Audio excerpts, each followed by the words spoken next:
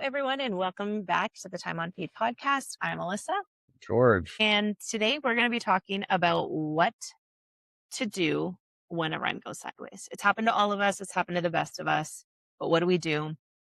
We're going to come up with three main things that we generally have issues with when a run goes sideways. Yeah, kind of our three biggies. But part of the reason we wanted to do this pod tonight is that we've been feeling super under the weather for about 2 weeks, roughly. So we thought it would tie in, but our listeners may have to bear with us as we're currently sucking on lozenges and drinking tea, and we may have some hacks and coughs throughout this episode. But yeah, we thought it was timely. So, and how we'll tie that in is just talking about kind of like where our last 2 weeks, 12 days have been like. We wanted to shoot this podcast like 2 weeks ago. We were out in the mountains, had a chance to go to explore some fun trails up in the Jasper area. We thought, hey, we could relax and get a podcast, get some mountain scenery in the background. But we both kind of had a wall, more me than you at that time. But it was, I don't think I even had a voice. No. And now I'm about 12 days in, and my voice is crackly and raspy. And you were a trooper though. We did go, we kind of had a little Valentine's Day getaway, and we ran, I could tell you were feeling very sick, but you, like me, never missed an opportunity to run, especially in the mountains and on the trails. So we did 2 trail runs. You were feeling sick both days. The second day I thought, I might be running by myself, but you powered through. I think we did K or something like that, and for how bad you were feeling and how difficult kind of some of the terrain was with the snow. We made the best of it for sure. But podcast episode did not happen that weekend. And we have been fighting with these colds ever since. So yeah, we wanted to knock a few out. And it just wasn't in the books. That's again how it ties in. We're just kind of rolling with the punches. Things happen. Yeah. Life happens. You don't always get to do things on your timeline. Yeah. And that is very comparable to running. Things don't always go well. So we, as you mentioned, we're going to talk kind of about 3 main areas. And these are areas that have given us trouble personally in the past. Both, I think, perhaps during road runs for you, trail exclusively for me. Yeah. I think broadly applicable to both areas. Yeah. And probably to training, not just races, but things that afflict us in the day to day. Oh, definitely. Yeah. Running in general. I mean, if you're a runner, if you're a seasoned runner, if you're a new runner, I'm sure that you can relate to these top kind of 3 things that happens when a run goes sideways. First of all, GI issues, gut issues, stomach issues, nausea. We're going to be talking about all of it. Shit in your pants. Exactly. Haven't done it, but I've. And so George will be the resident expert on that subject. The second is shoes, wardrobe, clothing issues. I find this is a big one for me. If I am not comfortable when I'm running, if something's pulling, if something's too loose, too tight, I cannot stop thinking about it. So what to do when that happens. And number 3 would be when you're running fatigued, sick, under the weather.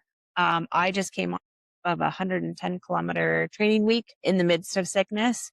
And so really, how do you power through, and should you? Like a run that's gone sideways before it's even started. Perhaps, exactly. Right? Yeah, exactly. And so we'll talk about those 3 things and let you know kind of some of our personal experiences. So let's start with the GI issues. My favorite. Your personal favorite, the stomach, no bathroom, when to stop, the nausea. What do you do? Yeah. I mean, so for me, this didn't happen. This happened we were in Canmore maybe a month ago.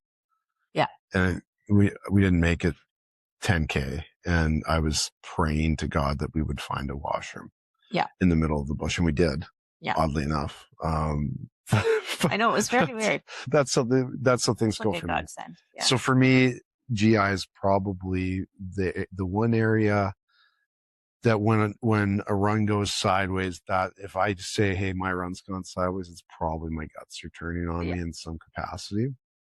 And it happens almost every race, I would say. It doesn't happen in training very often, but I think when you have the heightened levels of expectation, excitement, anxiety for some people, stress, whatever it might be, your body plays tricks on you. So for me, I think it's just when I get moving. Often I don't log major miles. Yeah. So when I get into a race and I have to do, 20, 30, 40, 60 kilometers, my body doesn't really know what's going on. Yeah. And yeah, maybe it's just my body's way of saying, hey, here we are. Now we can, now we're alive. Yeah. Yeah. So during this Canmore run, my question for you then is, because I was there to witness it all. And I thought, oh dear God, please find a bathroom. Because we made, one of the greenest mistakes you can make. We didn't bring toilet paper or Kleenex on a winter run. Luxuries. Yeah. And so, when do you stop and just like pull over and go in the bush and let nature take its course? DEFCON 10. For me, I persevere as long as I possibly can. Yeah. I've only in one race had to stop in the bush, and that was coming out the mouth. It was coming out the top end. But yeah. In that same race, I had to stop and use the washroom at the end of a leg, which that's the only time I've had to do that in a race. But for me, I'll just sit there in discomfort. Typically it goes away after a while. I don't know if my body just reabsorbs the nastiness and powers me through, but, and perhaps it's just, acclimating to the gyrating when you run, the movement itself. And that, again, it flips a switch in my body where it's very uncomfortable. So for me, I think the biggest part of that is proactively, targeting a washroom before. And then anybody listening who's done a run, road or trail, there's 1,000 border potties set up, or at least there should be. For a reason. Yeah. And a lot of people are flying in there, with seconds left before the gun goes. So, honestly, they're there for a reason. Get in there, get your business done, get back to the start line, and hope things go well. Hope that your nutrition for the race suits your guts and that you can tolerate. And for me, I go in expecting that I'm going to have some discomfort. I hope that, with training, it's a little different. I guess I'm a little mindless with that sometimes. And I just go out and, forget all about it, and what will be. But, with a race, it's a little bit more of a mindset to look after your business first, get out there and hope that, your nutrition's dialed in enough. The food that you're intaking, the fluids you're intaking don't mess with your guts too badly. And if they do, that's part of this sport, this game, is that there's that physical mental connection. Even though your body might feel physically unwell, where's your head at with that? Are you able to persevere? Can you finish out your leg? Do you need to do a pit stop in the bush? I know some people will, spend a significant amount of time in the bush. I've been on races and I've seen people jetting in frequently. Oh yeah. And it's, to each their own, and we all have our own, personal afflictions and things. But nausea is very, very common during a run. You're not, the odd man out if you experience GI issues at all. It gets once your body starts moving, things inside get kind of, jiggled up a little bit, and your body just naturally wants to work properly. And of course, open input, because the way I do it isn't the way others might do it, right? Some people might be taking antiemetics, nausea medication when they're out there running. I don't know, and I'm not sure how the body would process that mid-race, or maybe they're taking, antacids, other things to help settle their stomachs. I don't know. I don't do that. And if anybody listening has tips, throw them our way, chuck it in the comments section. Because for me, it's still a thing that I'm learning, right? I'm still trying to figure out what works for me, what foods are going to set me off, and how to approach training, running, races, things like that. Yeah, exactly. I just did a long run on the treadmill because it's been so cold around here on Saturday, and I did 26 kilometers and I felt nauseous twice. I remember distinctly twice, and I kept going, but it's that unmistakable feeling of, oh yeah, no, I don't feel so good. And am I going to have to run to the washroom? I didn't have to, but I think it's common, right? Like that usually hits me, I think, after 15K, usually not much before that. So training runs, I don't notice it too much. But during a race, you can guarantee Excuse me. There will be a run where I have to, I feel nauseous and I feel like I might have to stop, right? and then gels, and sometimes some of that processed stuff doesn't add to it. So, Maybe you should take a barf bag. well, I've never had to Pack it out, or wear a diaper.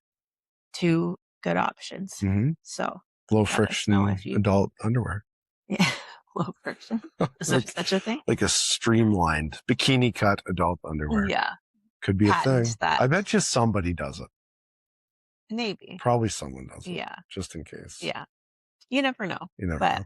We will not, well, at least I don't know about you. I will not be one of those people. Not this year. I'm not going to try it this year. I'm not too proud to stop at a bathroom. That being said, I don't think I've ever done that during a race. So maybe I am too proud to do that. Fortunate. But that's what, when a run goes sideways, I mean, it's really up to you. It's between you and God what you do.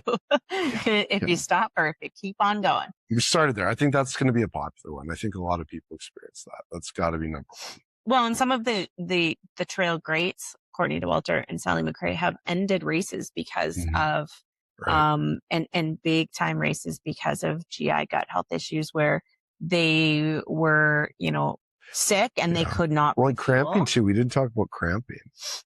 In one race this summer, I did get bad abdominal cramping, from my stomach turning. So that could be a limiter too, if you're in actual physical distress and pain. Yeah. Yeah. Okay, so let us know what you guys do when a run goes sideways with your GI issues, with your nausea. If there's any tips and tricks, we'd love to hear them. The second one that we wanted to chat about was kind of shoes, wardrobe, clothing, when things go sideways with that. So where this one kind of stemmed from is, years of racing and many, many races where you are kind of midway through a race and you thought, I shouldn't have worn these shorts. I had a couple experiences. One in particular this last summer where I was wearing a trail vest that was just an old trail vest. My favorite vest, but it was a long race. I think it was 60K or something like that. Yeah. And it started cutting my back while I was running. And I didn't really notice it. You're just like the adrenaline's going and you're in race mode. But afterwards, it cut a pretty big cut into my back and I still have the scar. Months and months later. And so, what do you do, right? When you're mid-race and those sorts of things happen. The other day, I was wearing a pair of pants I don't normally wear to run, and I remembered why. And they were irritating the crap out of me. Yeah. They were like riding up and they just weren't fitting properly. And I like things to fit a certain way.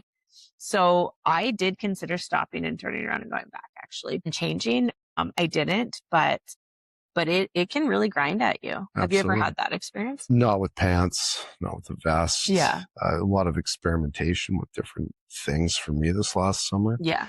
The vest, kind of. I had a vest that didn't fit very well. Yeah.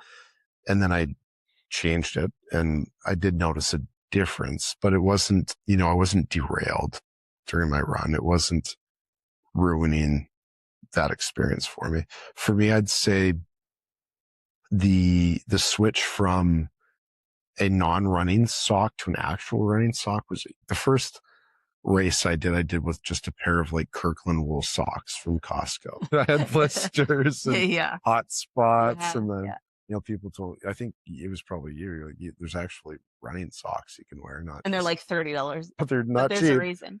And that was a big difference. And then actual appropriate footwear.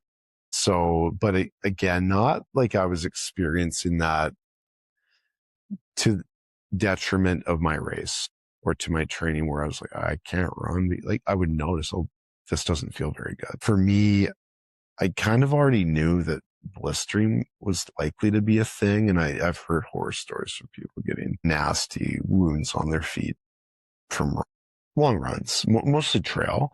Not road, though you've had some bad outcomes with road. And then I was just aware of that. So I taped. I would use, that kin tape right away. And still now, I don't much for training, but I will tape if we're doing a big run or if we're doing a race. I'm going to tape up my hot spots because I know where they're at, just so I can avoid that. I can't fathom having my feet get wrecked be a thing. Your friction burn there on your back from your vest was bad. Yeah. That rubbed you raw, and that alone would be horrible. But on your feet, that's got to be nasty. Yeah. So I have quite fortunately not experienced that adversity yet. Yeah. And I say yet because I've yet to take on big distances. Yeah. And we're doing a fairly large 118K race this summer. And I anticipate that we're probably going to have some discomfort Yeah. during that. How that manifests, I don't know, but I think we're going to take a proactive approach, try some things, make sure that and we'll get to that later. That's kind of our tips and our takeaways from this episode, but we'll make sure we're dialed in with that equipment side of things before we take on the major mileage races. Yeah, that's right. And running shoes is an important thing too, because we all know toenails, RIP, to our toenails, especially during road runs. I think well, I don't know. I've heard a lot of people who've lost toenails, during trail runs, but, for me, my last marathon, I lost, 1.5 toenails, I guess, both my big toenails. For sure, it was a shoe sizing thing for me. I think I should have gone half a size up. I've done that once before. I'm such a true to size shoe person, but I knew about, 25, 30K in that I was hurting. So for me, I heard this tip once, and it is if you think of it 3 times during a race, then stop and address it. That would not have worked for me because what would I have done? I didn't have another pair of shoes. So really, I just kind of persevered and powered through. But I think it's more like if you feel like a rock in your shoe or if something's bothering you in your clothes and you have the ability to fix it and you keep thinking about it, then stop and do that. But sometimes you're just in a situation where you're in the middle of a race and something is uncomfortable, right? So I powered through for sure with my toenail things, and I'm still suffering from it. Yeah, still This missing. toenail I must have done some serious damage. It's still missing, and I mean, it ain't pretty. Let's just say that. But so yeah, clothing issues. I find I kind of focus on those a little bit more. And what I have learned is that if I find something that works and that I love, and this will be a tip that I'll talk about a little bit more later, but buy it in every color and never let it go. So maybe let it go eventually. that's a big thing. But so number 3, running fatigued, sick, tired, overtrained, overworked, however you want to put it.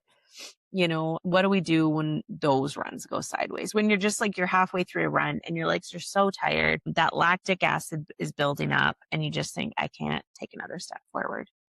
Yeah, that's normal. Yeah. That happens. I think it's a mindset thing. It's a very much a physical thing, but I think the way to overcome is with your mindset.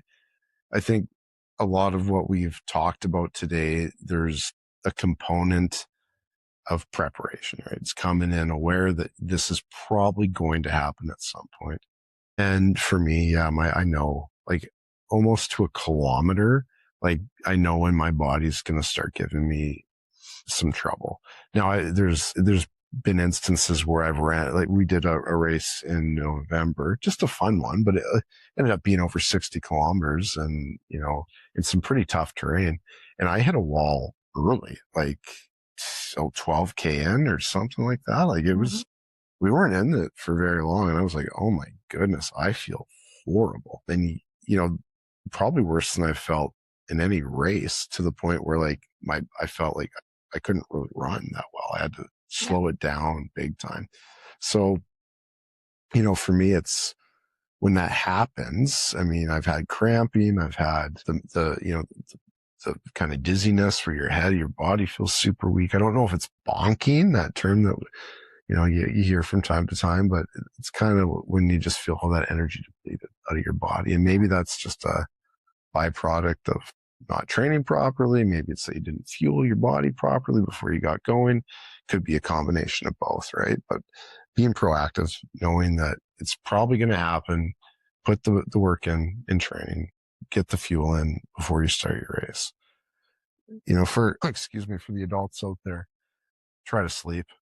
We don't have the greatest sleeps often. That's huge. If you come in sleep deprived, not fueled properly, you're going to hit the proverbial wall probably a lot quicker than if you had done those things and prepared properly. So yeah, for me, it's all about proper preparation, mindset.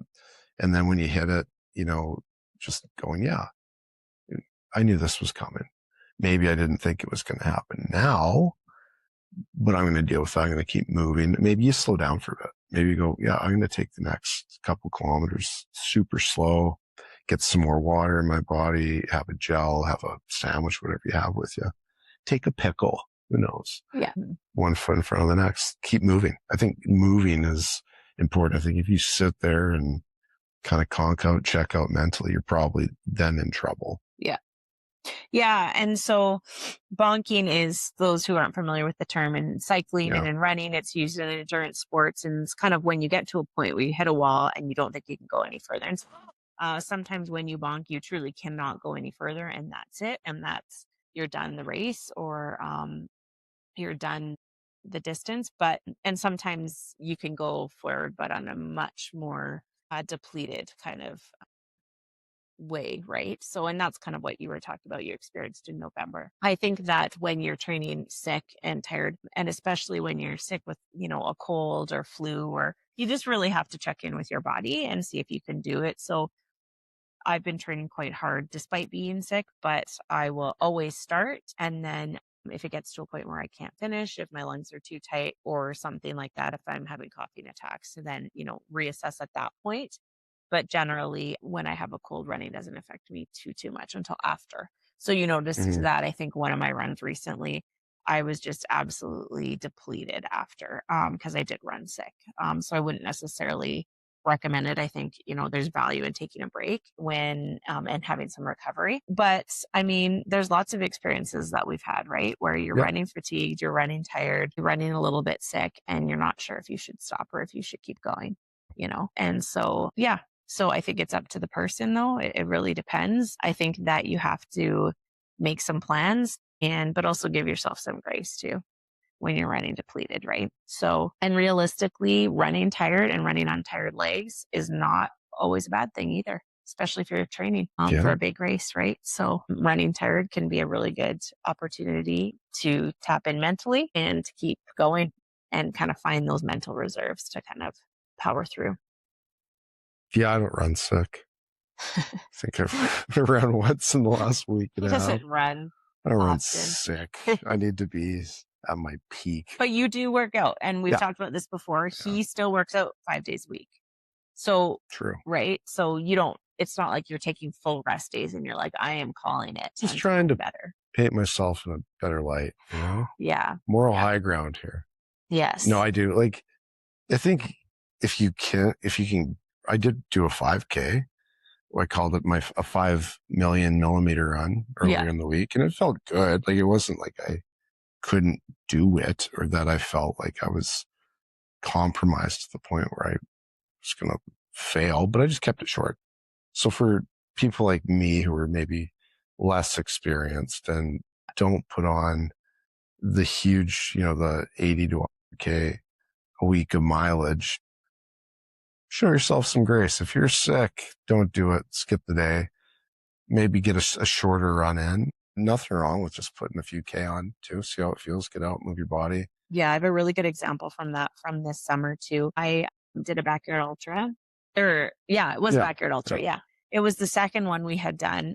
Well, no, you weren't able to do it. So I did it. Yeah, you came and cheered me on a little bit. I decided to sign it up to support a friend, but also because I'm just competitive like that. And it was close to home. So, and I had been in the midst of race season, and we had been doing a ton of races. I had no business doing this run. I should have done only a lap or two. So a backyard ultra is 6.7 kilometers every hour on the hour. And so I started going, and I kept going because I'm competitive, and I kept going and going, and I was miserable. Like, you came to cheer me on, and you're like, and you were so sweet bringing me cinnamon bun and food and stuff, but I was just like, you looked at me and I'm like shaking my head. And for some reason, and I mean, I've kind of learned that now, I think it was a pride thing, but I did not stop, and I kept going. I was wearing the wrong shoes for the run. And for some reason, I just did not want these guys to beat me. And sometimes it's being the only female left.